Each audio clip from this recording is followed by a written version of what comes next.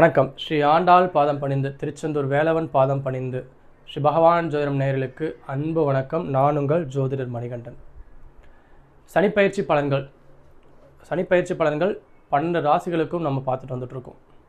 ஒவ்வொரு ராசிகளுக்கும் எப்படியான அற்புதமான பலன்கள் கிடைச்சிட்ருக்கு, எவ்வளவு நல்ல பலன்கள் நற்பலன்கள் கிடைச்சிட்ருக்கு அப்படிங்கிறத நம்ம தொடர்ந்து தெரிஞ்சிட்ருக்கோம். அந்த வரிசையில் அடுத்ததை நம்ம பார்க்கக்கூடிய ராசி சிம்ம ராசி. சிம்ம ராசி அப்படின்னு சொன்னாலே சிங்கம், மனசுக்குள்ளே ஒரு தைரியம். சிம்மராசி யாராலும் அடிச்சுக்க முடியாது அப்படின்னு தனக்குள்ளேயே ஒரு கோட்டை. சிம்மராசிக்காரங்களுக்கு இந்த காலமெல்லாம் பார்த்திங்கன்னா தனக்குள்ளேயே ஒரு பெரிய ஒரு கோட்டை கட்டியிருப்பாங்க. யார் என்ன நம்மளை பண்ணிட போகிறாங்க, யார் நம்மளை என்ன செய்ய முடியும் அப்படிங்கிற ஒரு தைரியம் அவங்களுக்கு எப்போவுமே இருக்கும்.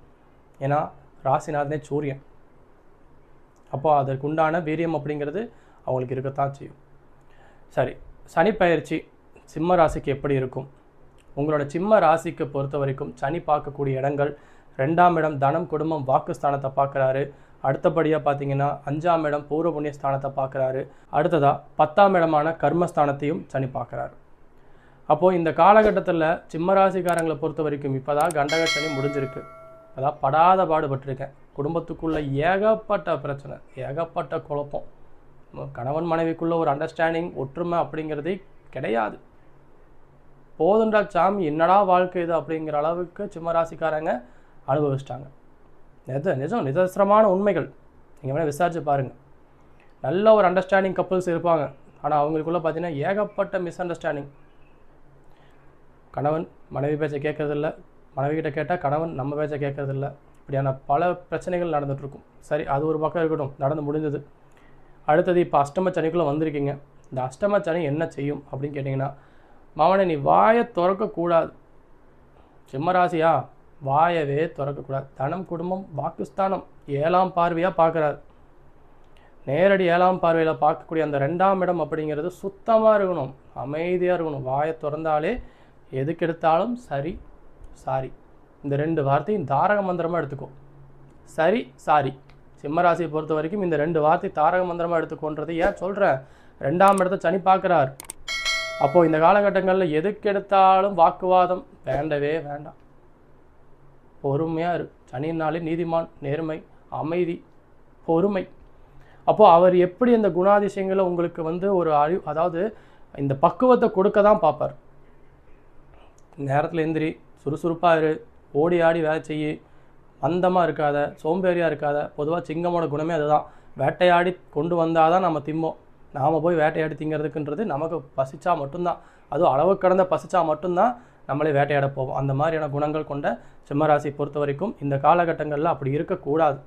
ஓடணும், தன்னோட சுய தேவைக்காகவாவது ஓடணும், ஓடிக்கிட்டே இரு. அதே மாதிரி அஷ்டமச்சனி அப்படிங்கிறது மிகப்பெரிய ஒரு வெற்றி வாய்ப்பை கொடுக்கக்கூடிய காலகட்டம். ஏன் சொல்கிறேன்னா, 11ஆம் இடத்துக்கு லாபஸ்தானத்தில் குரு வரப்போகிறார். இது வரைக்கும் 10ஆம் இடம் இருந்த 10ஆம் இடத்துல இருக்கக்கூடிய குரு 11ஆம் இடத்துக்கு வரக்கூடிய லாபஸ்தானத்துக்கு வரும்பொழுது எப்பேற்பட்ட யோக பலன் கிடைக்கும்ன்றீங்க. அற்புதமான யோக பலன் கிடைக்கும்.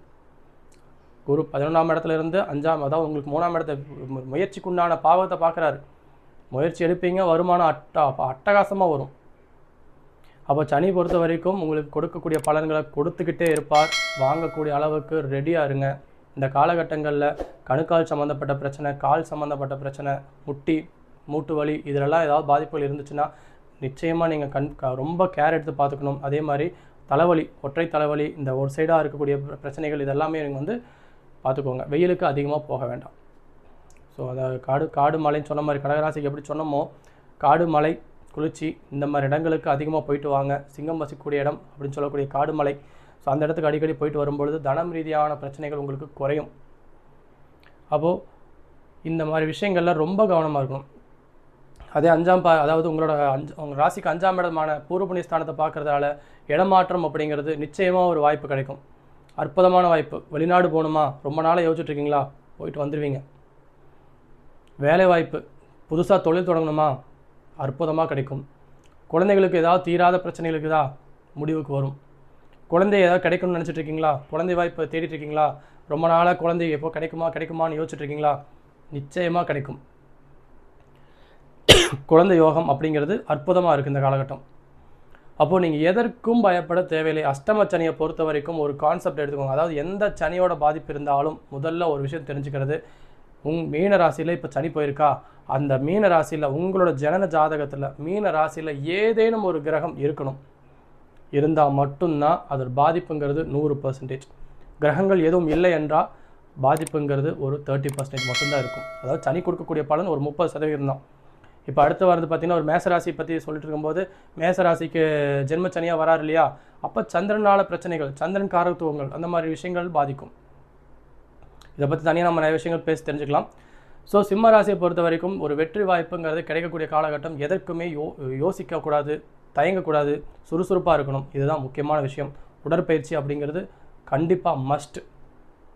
ரொம்ப நல்ல உடற்பயிற்சி நீங்கள் தேடணும். அதிகமான உடல் உழைப்பை கொடுங்க. சோர்ந்து படுக்க வேண்டாம், வெளியே போங்க. ஸோ நிறைய விஷயங்கள் கற்றுக்க போகிறீங்க. ஒரு அற்புதமான ஒரு யோகமான காலகட்டம் தான் இது.